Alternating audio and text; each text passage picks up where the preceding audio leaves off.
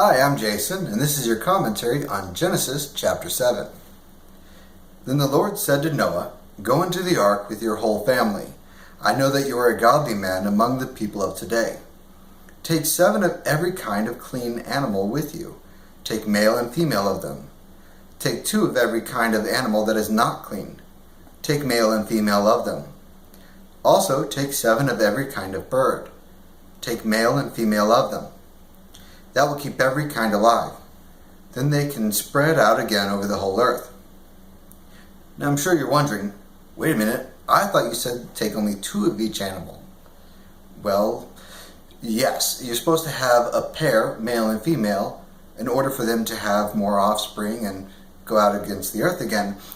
This is a little bit different here. Here he mentions take 7 of every kind of clean animal and 2 of every kind of unclean animal. To Noah and to the people of his time, they understood clean animals were ones that God was accepting of as far as sacrifices were concerned. And although they aren't eating any animals yet, they're still considered vegetarians. In the future, God will tell them to be able to eat some of the food of the clean animals. Unclean animals, though, things like pigs, they're considered unclean because they eat whatever they want. They're not really picky eaters. And so whatever it eats, you're going to eat. And if it's not picky, you could actually get sick from it. A lot of different religions have a concept of clean. A classic example is what is considered kosher. So he says, take 2 of each of the unclean kind, because they're not going to be sacrificed. They're not going to be eaten. It's not a problem. Take 7 of all the clean kind. 2 will procreate, and the rest, we'll get into that in just a little bit. So 7 days from now, I will send rain on the earth. It will rain for 40 days and 40 nights. I will destroy from the face of the earth every living thing I have made. A good thing to pay attention to when going throughout Scripture is numbers. Numbers usually have a very specific meaning. Now, I don't want to go so far as to say that numbers are just symbols, that they don't actually exist. Like when he said it took him 7 days to create the earth, it took him 7 days. When Adam lived to 930, he lived to 930. When God says here, 7 days from now I will send the rain, it will be in 7 days. But there are some numbers, such as this. It will rain for 40 days and 40 nights. It is actually going to rain that length of time.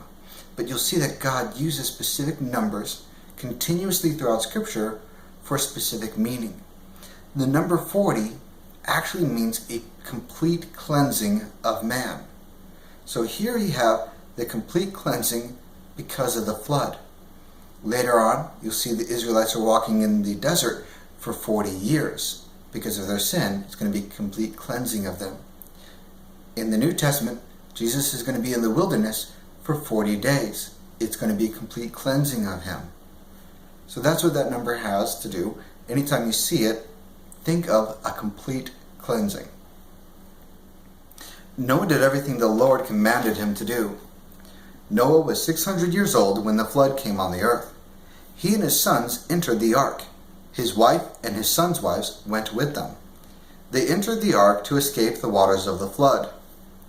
Pairs of clean animals and pairs of animals that were not clean came to Noah.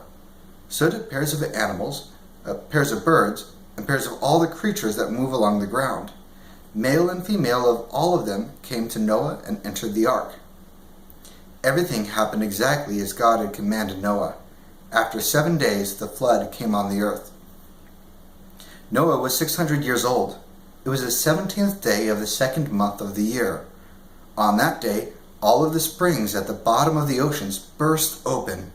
God opened the skies, the windows of the skies. Rain fell on the earth for 40 days and 40 nights. On that same day, Noah entered the ark together with Shem, Ham, and Japheth. Noah's wife and the wives of his 3 sons also entered. They had every kind of wild animal with them. They had every kind of livestock. They had every kind of creature that moves along the ground. And they had every kind of bird that flies. Pairs of all living creatures that breathe came to Noah and entered the ark. The animals going in were male and female of every living thing. Everything happened exactly as God had commanded Noah. Then the Lord shut him in. For 40 days the flood kept coming on the earth.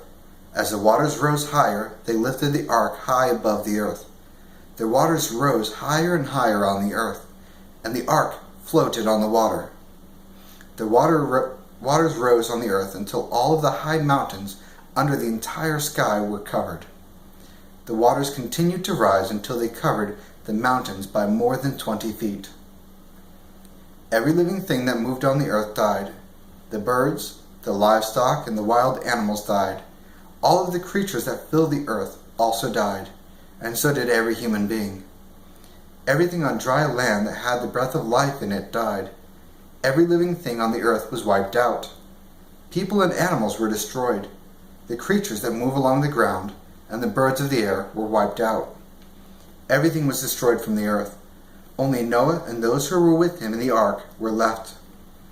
The waters flooded the earth for 150 days. Again, another thing that people often overlook, we hear of Noah's ark, and we think of the 2x2. We also think of the 40 days and 40 nights of the rain. The flood didn't last for just 40 days. The rains came down for 40 days and 40 nights. They were actually on the ark for half a year. Okay, well, that's it for commentary on chapter 7. Thank you so much, and I hope you guys will join me next time.